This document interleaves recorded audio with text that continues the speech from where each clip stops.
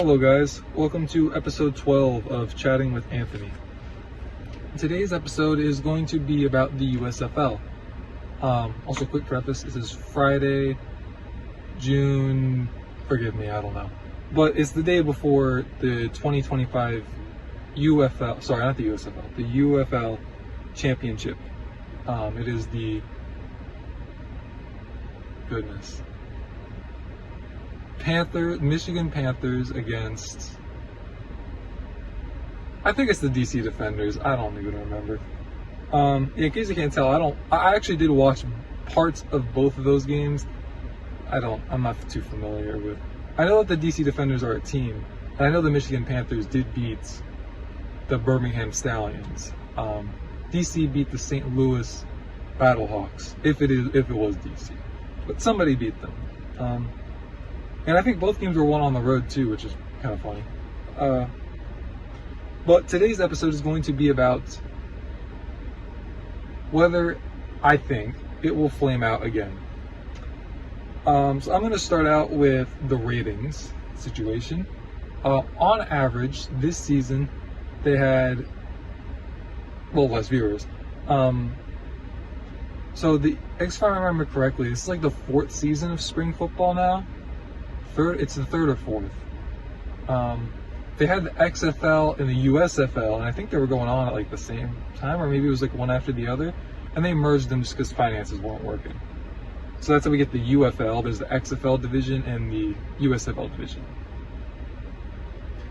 But yes, the ratings are down. So they got an average for the regular season.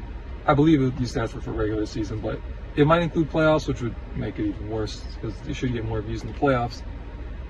You get 812,000 viewers per game last year, 645,000 per game this season, which is a decrease of, roughly speaking, 20%. Definitely not what you want to see. Now, there is something to be said for, especially a sport like football, like any league that starts that gets the kind of showtime that they did in terms of their deals with Fox and ESPN likely would see a bit of a drop off in year two. It is natural just because it's not like this newfangled thing anymore. But still, it's concerning. And I know that their ticket situation was pretty rough too.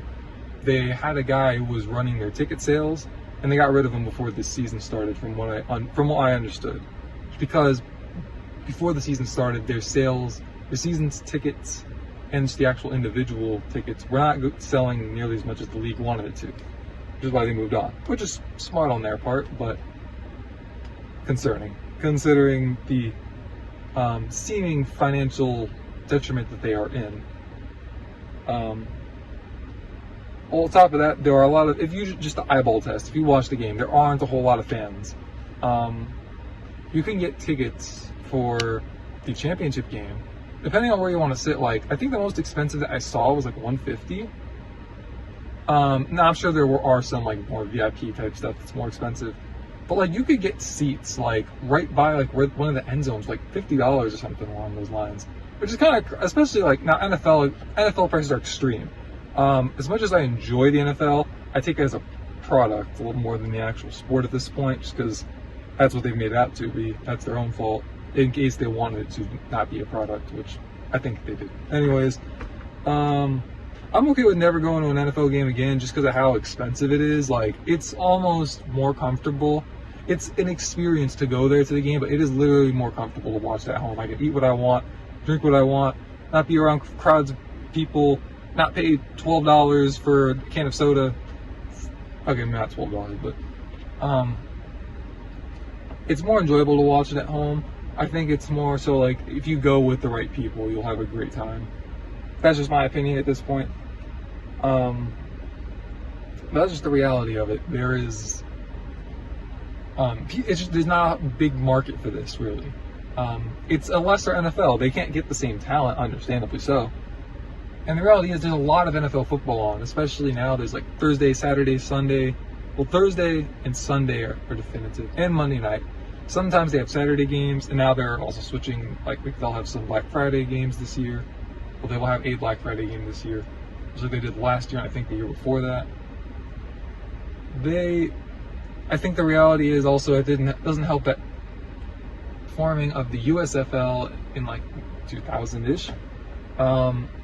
And if I remember this correctly, he was involved in the reformation of it with The Rock, and he has a female business partner. I'm sorry, I don't remember her name off the top of my head. I don't have it written down. But the Vince McMahon legal situation, I think, has definitely put a damper on the league and definitely left a bit of a stain. I haven't looked into it too much myself. To be honest with you, that was partially intentional because I saw what the allegations were, and I saw enough thumbnails on YouTube, heard enough to know it was really bad. So I was just like, don't tell me. I'd rather not know what they're saying the man did. If the thumbnails and the little tidbits of information I received were correct, I'd rather not know. And that definitely doesn't help in terms of PR, especially when you're trying to get a league going and trying to convince people to support it. And the other suggestion would be, do you want to bring Trump and the Generals back? Trump did sue, I think it was the USFL. He did sue, I'm sorry, again, I didn't look into what exactly it was, but Trump is a part of the reason the league did fold originally. But if you bring him back, I mean, people I think will watch if you just put him as the owner of the team after his presidency. Don't do it now. But some people, I mean, you will get definitely some negative press for it, but at this point, it seems pretty dire. I don't think you want it to go belly up after you've gone through all the trouble to restart this again. Obviously they don't want it to go belly up, but especially with the amount of work they've already put into it, it doesn't seem like. I mean, I don't believe any of these stadiums were built for this specifically. I believe they're just renting out stadiums already existed. But I don't think The Rock wants this whole thing to fold. I mean, I don't know why you would, considering the blood, sweat, and tears you probably put into it. But the championship game is tomorrow. I might wait a second. Yeah, so the Stanley Cup Final is also tomorrow night. So I won't be watching that game, at least. I won't be watching the UFL Championship because I will watch the Stanley Cup Final instead, because it's more entertaining, because I know that I've been following these players and teams these entire playoffs.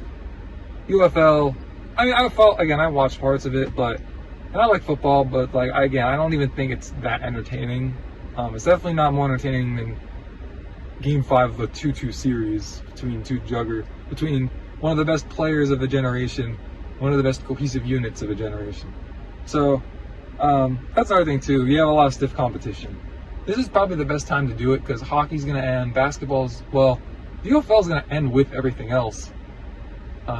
And they also can't run the league too late because a lot of these guys are using this as like an NFL tryout of sorts.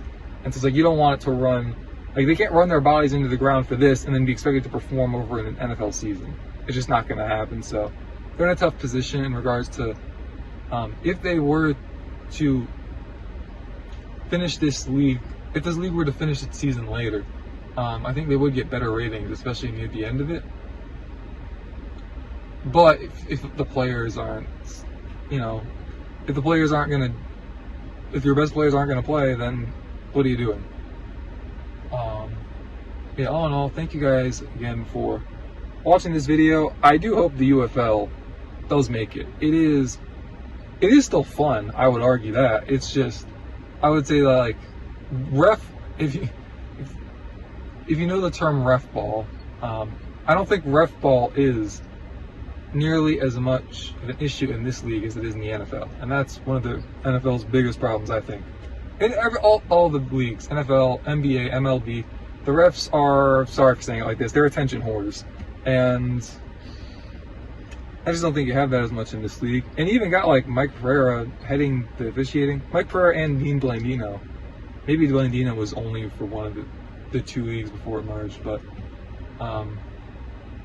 I think that this league existing is more of a positive than a negative. It's just a matter of people need to go, and well, I'm not going out of my way to go just to help the league stay afloat, but I'll watch every once in a while, and I hope you do too if you like football. I'd say at least give it a chance. Like, it's, as I said, it's pretty good.